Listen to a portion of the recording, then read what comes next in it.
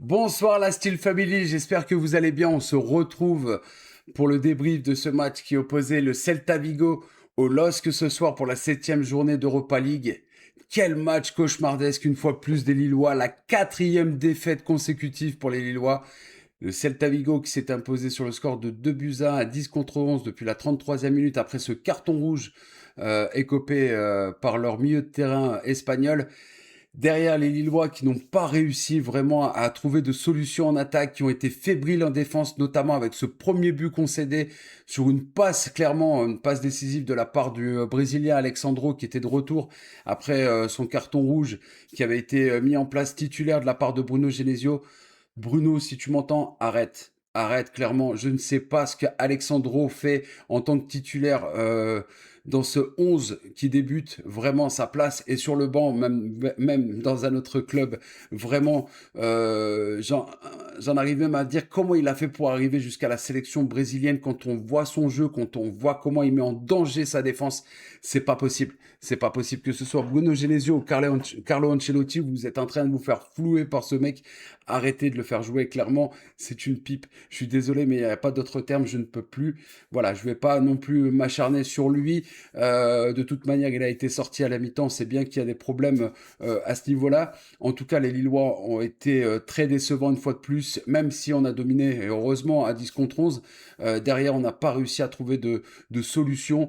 Les Espagnols qui ont continué à jouer leur jeu, si je puis dire, à essayer de ralentir le jeu, à jouer en bloc bas, à essayer de jouer en contre-attaque. Et sur leur seule occasion en deuxième mi-temps sur un corner, le défenseur, le géant défenseur de cette équipe espagnole vient mettre le deuxième but et ça fait 2-0 à ce moment-là. Donc à peu près à 10 minutes, un quart d'heure de la fin du match. Gros coup de massue derrière la tête pour les Lillois, grosse clim pour les Lillois en terre espagnole. Ça ne fait pas les affaires du LOSC ce soir. Le seul point positif, malgré qu'il a été transparent une fois de plus tout le long du match, parce qu'on a beaucoup de mal à jouer sur Olivier Giroud, et ça c'est problématique du côté de Lille cette saison. Malgré tout ça, le point positif, c'est cette réduction du score avec une très belle percée dans la surface de réparation de la part de Jaoun. Voilà, Soriba Jaoun, le jeune joueur qui avait marqué aussi en coupe cette saison. Donc non, tant pour moi, contre la JA en Ligue 1, pour son premier but en tant que professionnel, il a réussi à dresser une passe en retrait pour Olivier Giroud. Olivier Giroud qui vient à trouver le chemin défilé, et ça fait plaisir. C'est le seul point positif de cette soirée. C'est Giroud qui retrouve enfin le chemin défilé. Voilà, pour le reste, c'est médiocre. On a tenté à l'extérieur de la surface de nombreuses frappes non cadrées, et c'est pas possible à ce niveau-là. Le LOSC doit être beaucoup plus performant, on doit cadrer. Voilà, même si ça n'entre pas, le gardien a fait son match, mais il n'a pas été plus inquiété que ça. Les centres ne sont pas bons, les choix ne sont pas bons, les passes, il n'y a aucune cohésion dans cette équipe. On le voit encore là en ce début d'année, et il va falloir rectifier quelque chose, il va falloir changer peut-être certaines choses pour Bruno Genesio avant qu'il soit trop tard pour lui. Et pour certains cadres de cette équipe, en tout cas, on a vu une fois de plus un Félix Correa qui a débuté ce match, qui a été vraiment mauvais. Voilà, il n'y a pas d'autre terme. Ça a été nul sur tous les plans. C'est désolant pour supporters lillois. C'est la crise, hein, clairement, on peut le dire. N'ayons pas peur des termes. C'est la crise du côté lillois en ce moment. 4 défaites d'affilée, une disqualification en Coupe de France et les Lillois qui, pour le moment, sont 21e barragistes à l'heure où je vous parle. Mais rien n'est fait. Tout se jouera sur le dernier match contre Fribourg la semaine prochaine, jeudi prochain. C'est la deuxième petite finale. C'était une première petite finale qui a été perdue ce soir contre le Celta Vigo à l'extérieur. Et la semaine prochaine, il va falloir se rattraper en sachant que Fribourg, eux, ont gagné ce soir.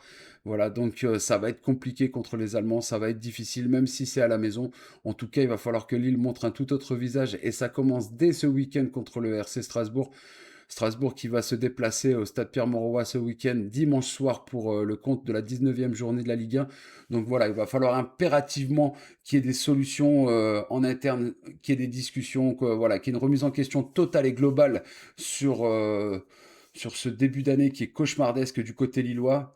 Bon, c'était prévisible la défaite contre Paris, mais le reste vraiment, c'est pas du tout au niveau. Mais alors vraiment pas du tout au niveau. Et ça sur les n'importe quel plan, que ce soit en défense, au milieu de terrain et même en attaque, c'est trop faible dans tous les compartiments du jeu. Voilà, et on le voit et on le ressent aujourd'hui une fois de plus que l'absence de notre capitaine Benjamin André fait beaucoup de mal aux Lillois. Mais c'est comme ça, le Benjamin André qui est blessé et l'infirmerie qui se remplit une fois de plus avec Ben Taleb qui s'est démis l'épaule, qui est blessé à l'épaule, qui est sorti à la 9e minute du match. Donc ça ne fait pas du tout les affaires des Lillois. Ben Taleb qui lui revenait bien physiquement et même au niveau de son jeu, etc.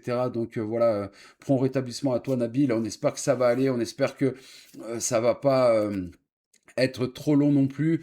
On perd Hamza Igaman, Benjamin André et Nabil Bentaleb, trois joueurs essentiels dans cette équipe lilloise.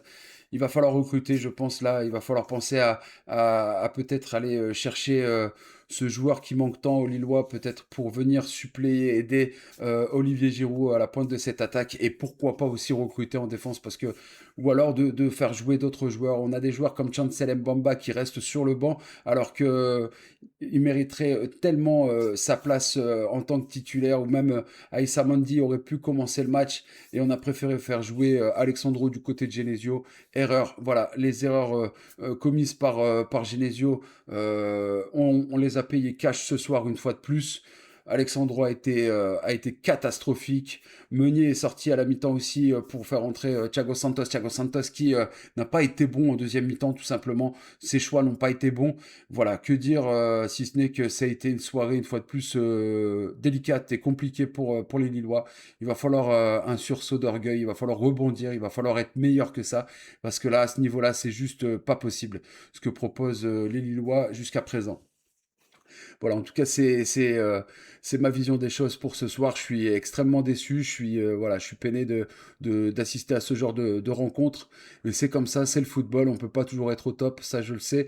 Mais quand tu te retrouves à 10 contre 11 comme ça, il faut être tueur devant le but.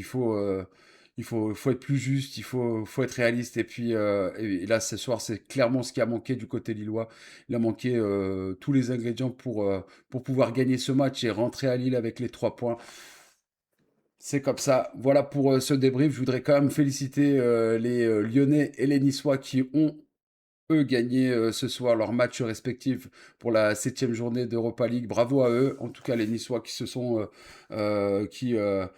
qui ont gagné. Bon, c'est trop tard pour eux, on le sait. Hein, ils sont disqualifiés de cette compétition. Les Lillois les Lyonnais, pardon, qui n'en finissent plus de gagner avec cette 7e victoire consécutive pour les Lyonnais. Bravo à eux. Et cette qualification qui est actée hein, avec cette première place pour le moment, avec 6 victoires, une défaite. Rien à dire. Bravo à vous, amis lyonnais. On espère que les Lillois vont pouvoir se qualifier aussi, même si ça va être compliqué parce qu'il y aura ce tour de barrage, certainement. Je l'espère en tout cas, mais il va pas falloir perdre contre Fribourg à la maison la semaine prochaine. Voilà, en tout cas, merci à vous tous d'avoir été présents ce soir, d'avoir répondu présent. Merci, merci pour tous ceux qui sont abonnés, qui ont suivi aussi sur Twitch. 60 followers pardon, sur Twitch, c'est exceptionnel. Merci à vous tous. Merci à tous ceux qui s'abonnent, à tous ceux qui ont liké sur YouTube.